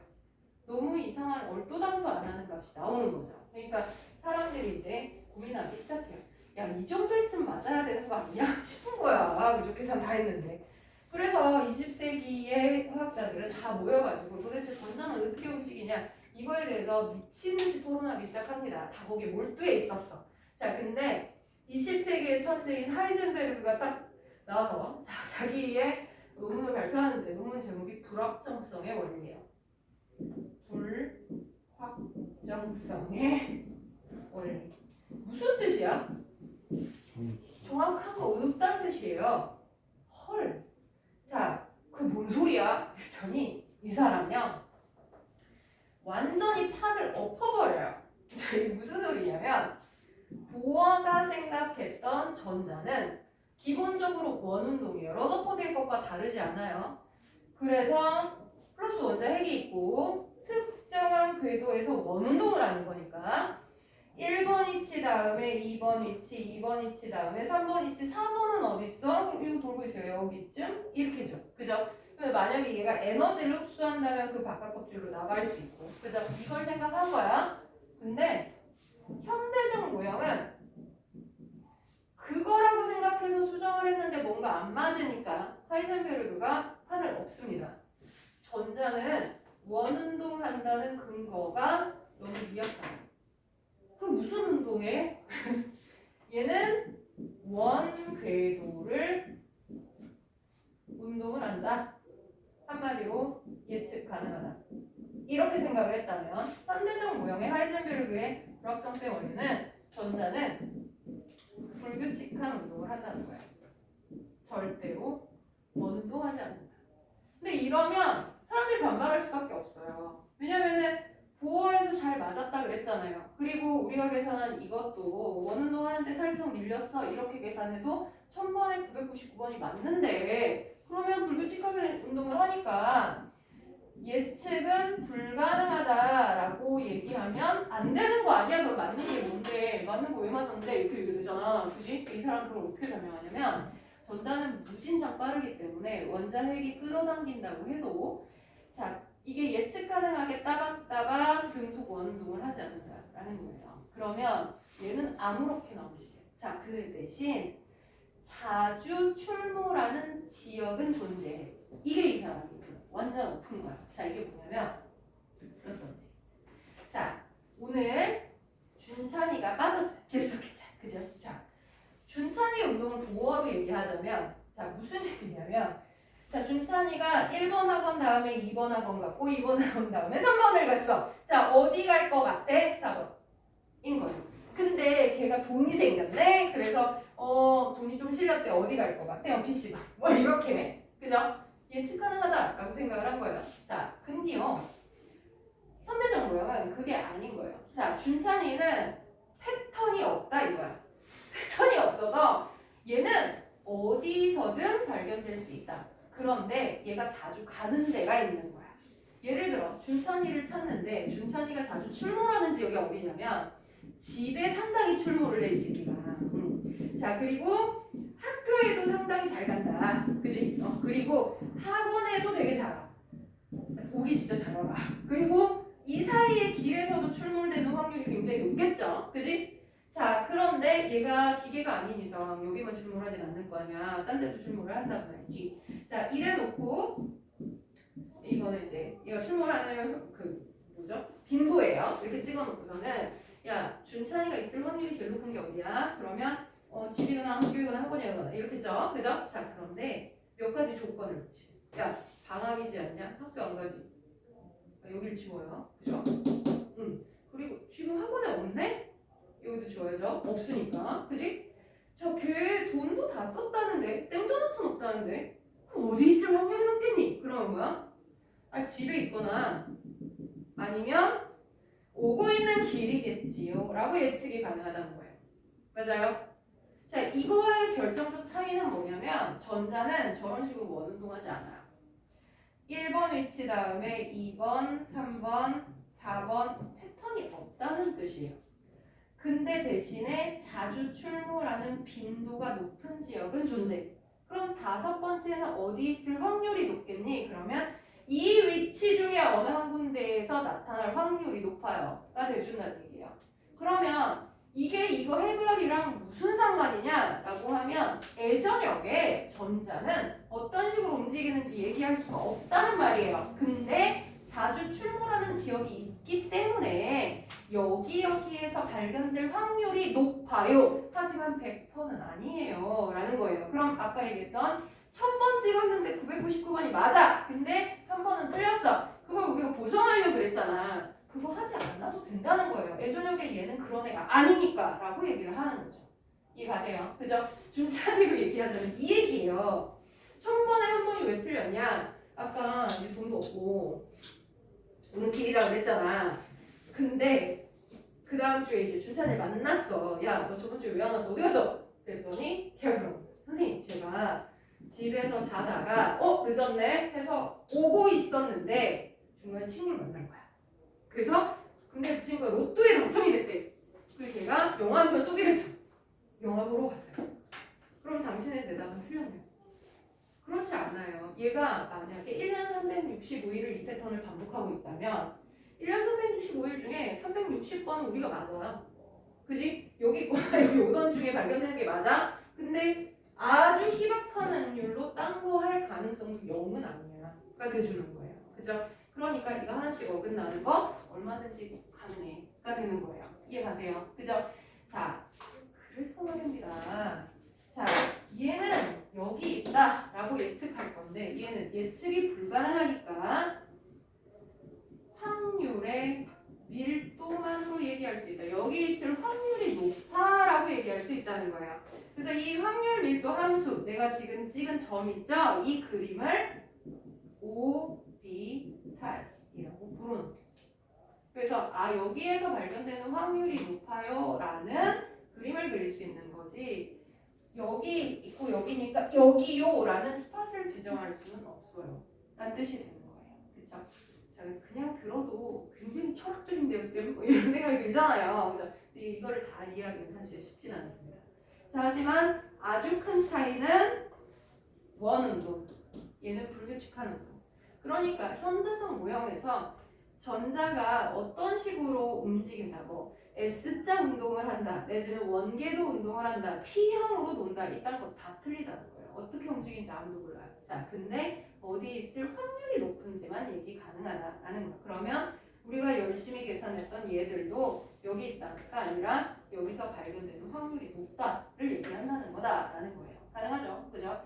자, 그러면 여러분들이 83페이지 제일 위에 부원 모형의 한 개 옆에다가 이 얘기를 써주시는 게 되게 중요해요. 그래서 얘랑 뭔 차이야? 겁나 차이가 나 라고 말씀을 드리는 거예요. 이 그림 그려놓으세요. 잠깐만요.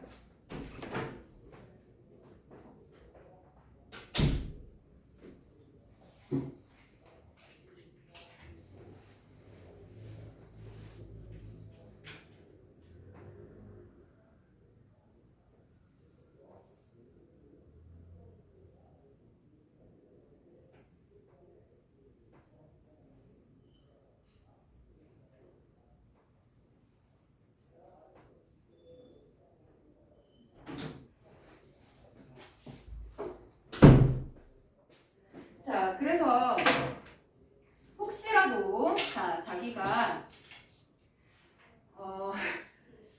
학생부상의 진로 희망에 물리학이나 화학과 유사 계열이다 하시는 분들은 적어도 제가 말씀드렸던 불확정성의 원리라는 책과 코스모스, 되게 유명한 애잖아, 그지? 8세기의 코스모스 정도는 읽으시는 겁니다. 뭐 그게 이해가 다 안 갈 수 있지만 제가 양자를 설명하고 나서 그 책을 보시면 그래도 어렴풋이 이 얘기가 이 얘기야 라는 느낌은 드실 거예요.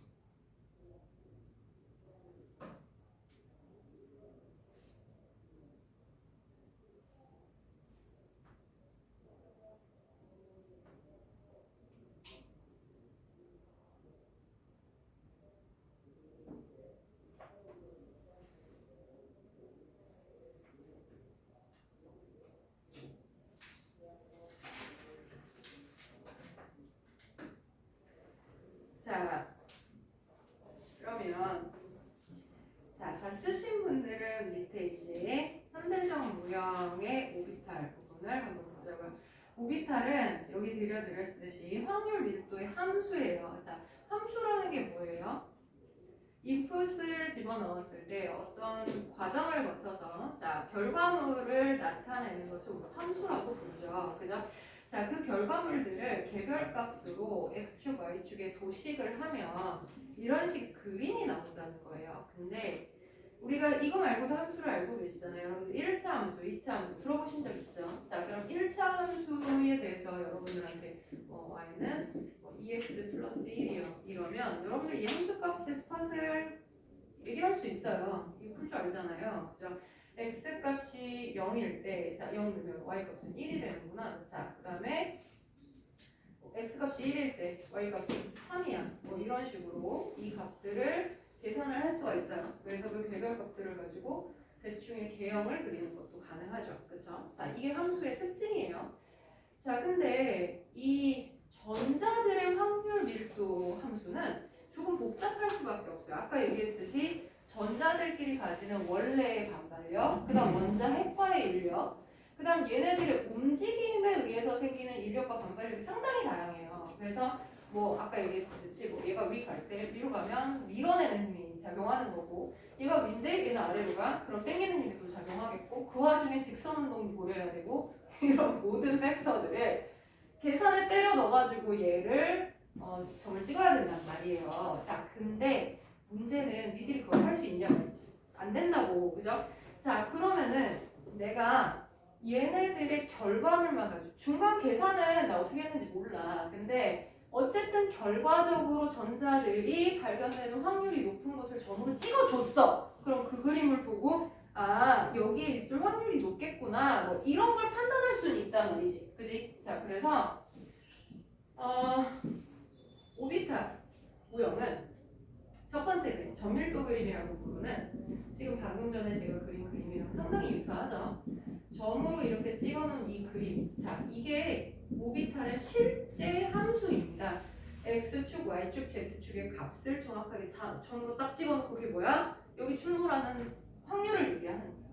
근데 이 확률이 사실 아까도 얘기했듯이 준찬이가 기계가 아닌데, 그죠? 낮은 확률로 딴 데 갈 수도 있어요. 전자의 운동도 마찬가지예요. 이상한 운동을 할 수도 있단 말이야.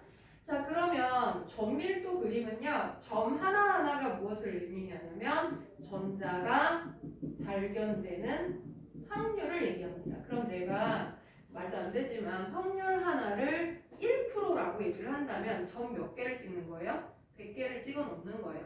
근데 이렇게 해서 100개를 찍어 놓으면 사실 이게 보기도 어렵고 이걸 그리기도 어려워요. 그쵸? 자, 그러니까 어디서 발견된다고 얘기하기가 좀 애매해. 그래서 옆에 있는 경계면, 우리는 어차피 100% 확실한 건 없으니까 우리는 뭘 얘기할 거야? 여기 있을 확률이 높아요 라는 얘기를 할 거니까, 그러면 저 전밀도를 세 안에서부터 하나 둘 셋 넷 세서, 자, 점이 90개가 되는 지점까지를 실선으로 한번 그어보자.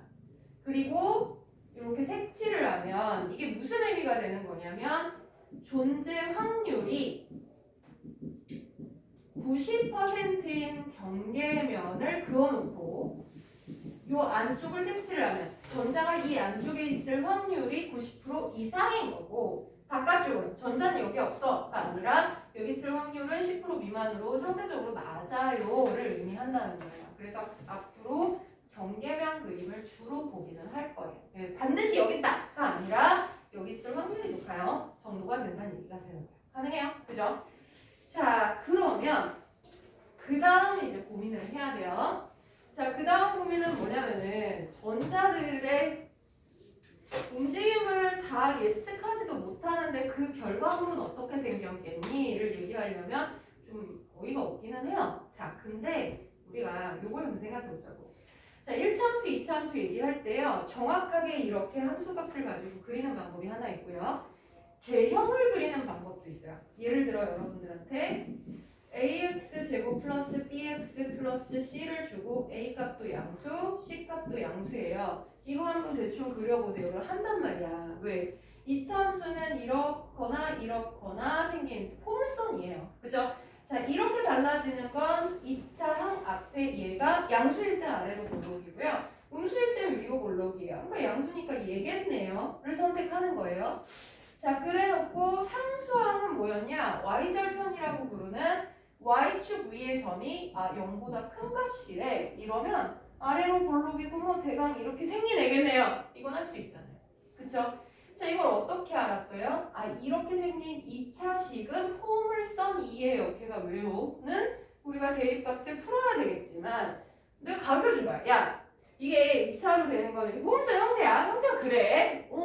그러면 이 앞에 있는 애는 양수면 이렇게 생긴 애고 음수면 이렇게 생긴 애야. 자, 일종의 정보를 가진 암호를 가지고 대충의 개형을 파악할 수 있는 이 방법이 매개변수의 방법입니다. 개형을 찾아내는 방법. 그래서 고등 과정에서 이 양자는 전자가 있을 수 있는 확률이 높은 곳을 대충의 개형으로 찾는 암호문을 가르치란 얘기예요. 그러니까 뭐 이런 거죠. 만약에 내가 오늘 승현이 만나기로 했어. 근데 만나는 장소를 얘기를 안 한 거야. 자, 그러면 내가 오늘 이제 만나기로 한 시간에 야, 승현이한테 전화하면 야, 너 어디 있어? 그러면 정보가 아무것도 없잖아. 그죠? 자, 그러면 내가 뭐라고 그랬어? 야, 너 지금 어디 있어? 주소 불러. 내지는 어느 위치야? 나한테 파악할 수 있는 어떤 정보를 줘봐. 그럼 얘가 뭐라고 그래? 내가 만약에 뭐 우리 근처에서 내가 되게 잘 알아. 야, 있잖아. 11단지 아파트에 무슨 상가가 있는데 거기에 오른쪽에 아이스크림 가게가 있어. 내가 그 아이스크림 사고 있을게. 네가 와? 이런단 말이야. 그럼 나 무슨 정보 받았어? 11단지. 그죠? 뭐 몇 동 앞에 상가. 그죠? 거기 1층인지 2층인지. 자, 그럼 얘를 찾을 수 있잖아요. 그죠? 자, 그거인 것처럼 전자가 있을 수 있는 확률이 높은 곳을 그림으로 그릴 때 여러 가지 정보를 가지고 걔가 큰지 작은지 그 다음에 어떤 모양인지 구형인지 아니면 아령형인지 자, 이런 것에 관한 정보를 일종의 암호로 만들었다라고 생각하신다는 거예요. 그러면 그 암호의 해석법을 알면 생긴 모양 대충 그려낼 수 있다. 이 얘기가 되겠죠. 자, 그래서 오비탈이라고 부르는 그 그림 전자 있을 수 있는 확률을 그리는 영역 그림을 그리는 데 있어서 양자는 일종의 암호가 되는 거예요. 자, 네 가지로 편성이 돼 있는데 첫 번째 양자는 주양자수라고 불리는 애입니다. 자, 프린시펄 퀀텀 넘버예요. 자, 얘는 일종의 정보를 가진 애니까 기호로 되어 있어요. 그래서 n으로 표기합니다. 1, 2, 3, 4 자연수네요. 그쵸? 자, 이 주양자가 의미하는 건 뭐냐면 오비탈의 크기를 의미합니다. 자, 오비탈이라는 게 존재해 있을 수 있는 확률이에요. 그죠? 자, 근데 아까도 계속 얘기하듯이 이 확률이 보어가 오해했었던 그 전자 껍질과 일치합니다. 그쵸? 이게 무슨 얘기냐면 보어가 맞는 것처럼 보였잖아요. 그죠? 그러면 보어는 원노한다 그랬는데 그게 틀린 얘기인데 어떻게 맞는 걸까? 자, 그렇게 오해할 만큼 거기에 자주 출몰해. 그러면 자, 오비탈로 얘기해서 전자가 자주 출몰하는 곳은? 이라고 하면 보어가 얘기했던 껍질 위치가 상당히 많이 찍힐 거란 말이야. 그쵸? 근데 그 상당히 많이 찍히는 위치가 하나가 아니었어요. K 껍질에서도 찍혔었고 L 껍질에서도 찍혔어요. 왜? 전자 하나밖에 없는데 에너지에 따라 달라졌었거든. 그죠? 자, 에너지가 최하야. 그러면 원자핵과 균형을 이루는 특정 거리에서 발견이 됐었겠죠. 근데 전자가 에너지를 흡수했어. 그럼 어때? 운전도 활발해지잖아. 그러면 그 위치가 아니라 더 먼 위치에서 균형을 이룰 거거든. 그래서 그게 첫 번째 껍질이야, 두 번째 껍질이야 했을 거란 말이야. 얘도 마찬가지예요. 자, 얘도 전자 바닥이다. 그러면 주형자가 1이 원자에서부터 거리가 1밖에 안 되는 뭐 예를 들면 그죠? 원자 거리가 1이야 이럴 수 있고요. 만약에 에너지 흡수했어 더 멀리 갈 수 있어. 그럼 뭐야? 전자 발견되는 확률이 더 먼 곳에 위치할 거잖아요.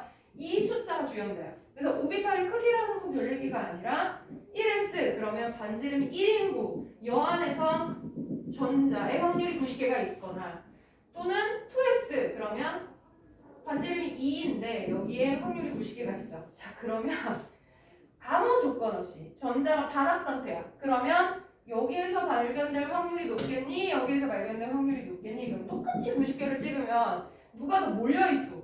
당연히 여기 몰려있어. 여기 있을 확률이 높은 거야. 그치? 그러니까 아까 준찬이가 어디 있을 확률이 높니? 그랬을 때 걔 돈 하나도 없대. 그럼 찾기 쉬워. 왜냐면 그냥 얘가 있을 수 있는 확률 높은 곳만 고려하면 되니까. 근데 에너지를 흡수했잖아? 그럼 할 수 있는 일이 많아져. 그럼 그때부터 복잡해지기 시작한다는 거예요. 자, 이게 오비탈의 크기 앞에 쓰는 숫자. 아, 이걸 주형자라고 부르는구나. 그러면 적어도 1S, 2S, 3S. 자, 이랬을 때 S가 누군지 몰라도 1로 갈수록 크기가 커지네. 그러면 단순히 생각했을 때 아무 조건 없이 전자가 잘 발견되는 확률이 제일 높은 걸 얘기하라. 그럼 얘야.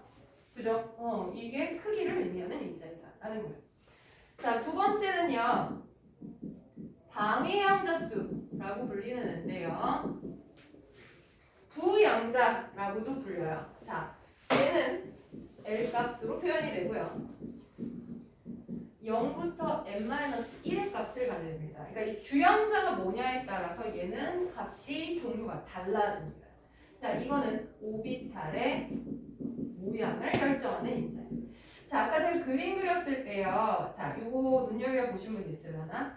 자, 1S는 한 칸밖에 안 그렸고요. 두 번째 껍질에서는 2S, 2P 이래서 세 칸 있을 수 있는 확률이 되게 높았어요. 자, 이게 SP, 얘는 뭐야? 싶은 거죠. 자, 이게 이제 방위양자의 정체인데요.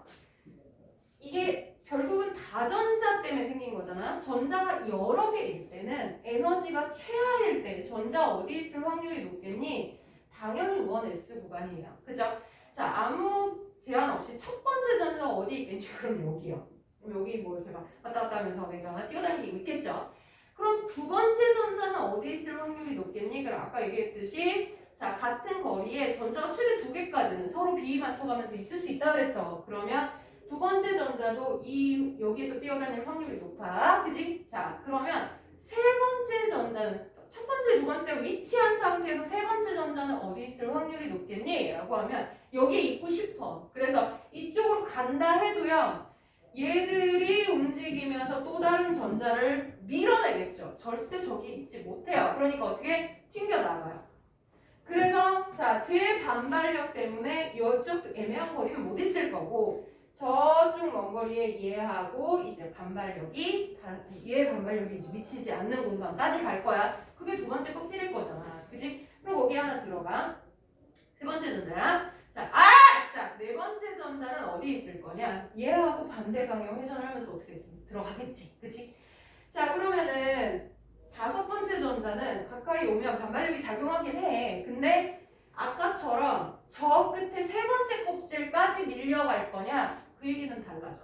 왜냐하면 첫 번째 껍질은요, 이 공간이 굉장히 조밀했잖아요. 그러니까 얘가 가만히 있는 게 아니야. 그래서 여기 옆구리를 파고든다 할지라도 이 전자들이 계속 움직이고 있으니까 모든 위치에서 반발력이 거의 균일해요. 그러니까 여기 접근을 못이야.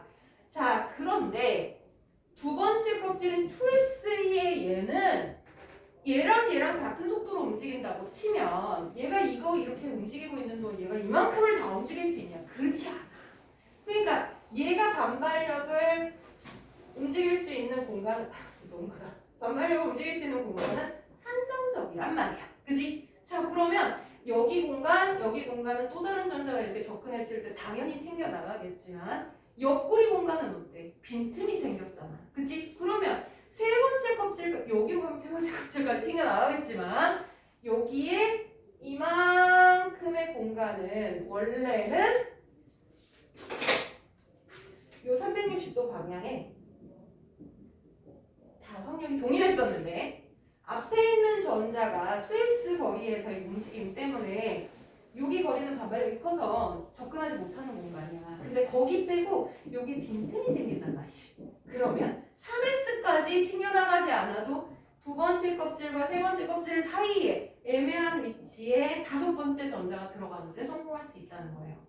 자, 그럼 이거는 얘네들이나 얘네들하고는 조금 달라. 왜냐하면 여기는 거리만 같으면 여기서 발견되는 확률이 다 같을 거예요. 그런데 얘가 없는 위치에 주로 있어야 되잖아요. 그러니까 이 360도를 다 움직일 수는 없고 쟤 때문에 여기 공간 안에 제한적으로 움직이게 된다는 거죠. 그게 요 피오비탈의 정체예요. 근데 내가 왜 세 개나 그렸냐? 자, 얘가 여기는 진짜 가만히 있는 게 아니잖아. 그러면 그러면 얘가 지금은 Z축 위에 있어. 그러면 여기 옆구리가 비었지. 근데 얘가 이렇게 움직이면 얘도 같이 움직여. 그럼 어떻게 빈 공간이 또 달라지게 되겠죠.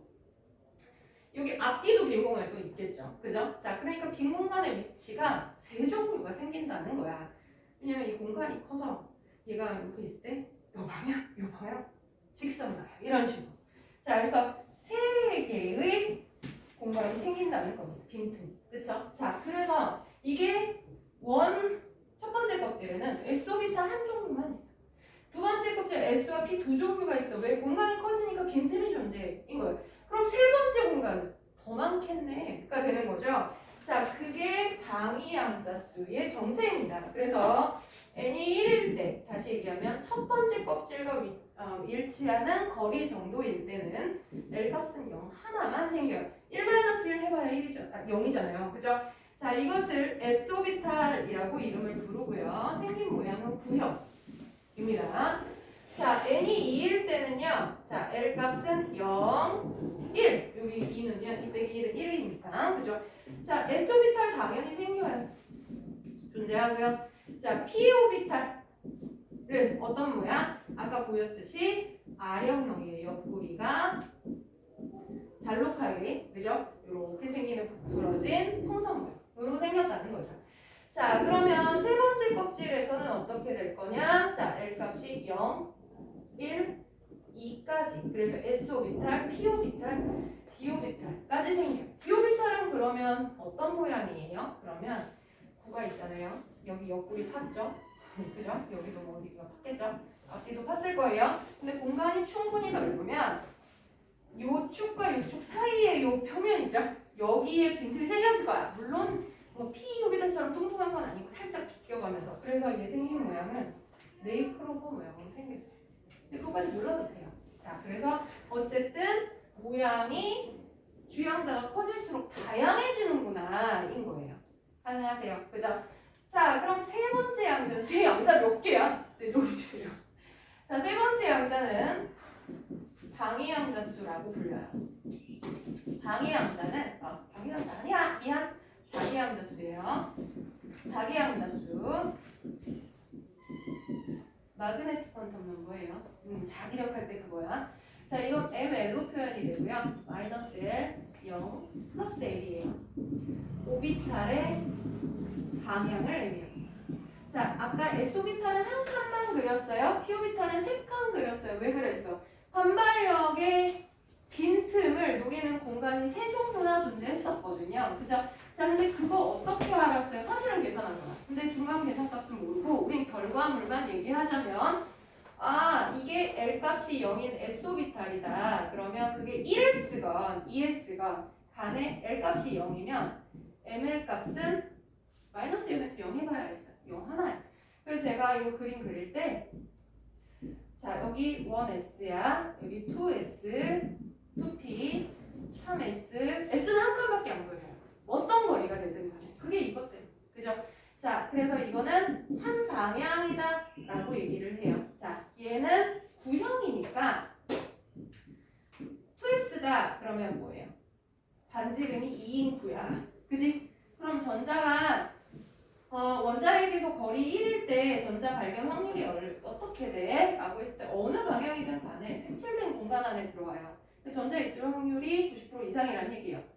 그런데 P오비탈의 경우에는요. 만약에 Z축에 이렇게 일정하게 들어가 있다. 그러면 자, 2P Z오비탈이죠. Z축에 평행한 축이라는 얘기예요. 자, 그러면 반지름이 뭐 한 2.5쯤 된다 치자. 그러면 야, 원점에서부터 거리가 1일 때 전자 발견 확률이 얼마야? 라고 하면 어느 방향으로? 라는 얘기를 할 수밖에 없어요. 왜냐면 이 Z축 위에 1은 여기 확률이 90% 이상이지만 다른 방향. 그죠? 자, 그러니까 얘는 거리만 같으면 발견되는 확률은 동일한 거예요. 반발력 안 받으니까. 근데 얘는 전자 어디냐에 따라서 전자 발견 확률이 상당히 높을 수도 있고 아닐 수도 있고 방향이 여러 개가 되는 거죠. 자, 이거가 한 방향 P오비탈의 경우에는 L값 1인 게 ML 값 마이너스 1, 0, 1. 그래서 뭐 세 방향, 세 칸 쓴 근거가 이거란 뜻이. 그럼 D오비탈 R형형으로 생긴 쟤는 몇 개 방향이나 생겨요? L값 2거든요. 마이너스 2, 마이너스 1, 0, 플러스 1, 플러스 2. 몇 방향? 5방향이 생긴다는 얘기죠. 그럼 칸 5개 긋는 거네요. 4가 되는 거예요. 자, 네 번째 양자는 스핀 양자수라고 불리는데 MS로 표기가 됩니다. 플러스 마이너스 2분의 1. 자, 얘는 다른 오비탈과 달리 전자의 위치를 지정하는 게 아니고요. 전자의 회전 방향을 의미합니다. 하나의 오비탈에 전자가 최대 2개까지 들어갈 수 있지만 조건이 있었잖아요.